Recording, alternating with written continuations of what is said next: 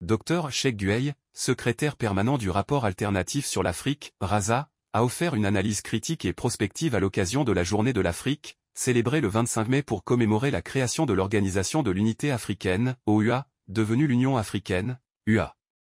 Il a souligné que malgré les progrès significatifs réalisés au cours des 60 dernières années, notamment avec la fin de l'apartheid et l'indépendance de nombreuses nations, la décolonisation reste inachevée. Selon lui, des dépendances politiques, économiques, sécuritaires et culturelles persistent sous l'influence d'une mondialisation qui continue de reproduire l'impérialisme des pays développés. Dr Gueye a mis en avant la Journée de l'Afrique comme une opportunité pour revisiter les dimensions de la souveraineté africaine dans divers domaines tels que la culture, l'économie, la politique, la sécurité, l'environnement, le numérique et le juridique. Cet événement permet de réfléchir sur les progrès réalisés et les défis à surmonter pour atteindre une véritable souveraineté. Le rapport alternatif sur l'Afrique, RASA, élaboré par des institutions comme ENDA Tiers-Monde et l'Institut des futurs africains, IEFA, se distingue par son approche scientifique et stratégique.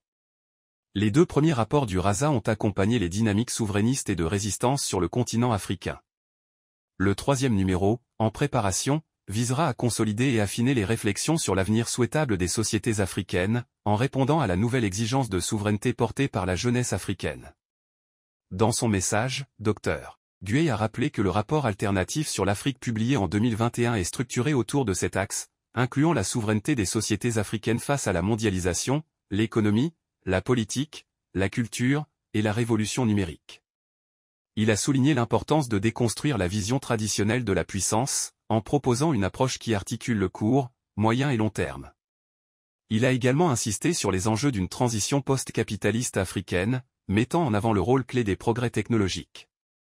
Dr Gueye a plaidé pour l'approfondissement des expériences panafricaines menant à la création d'un État fédéral capable de contrer les stratégies de domination actuelles.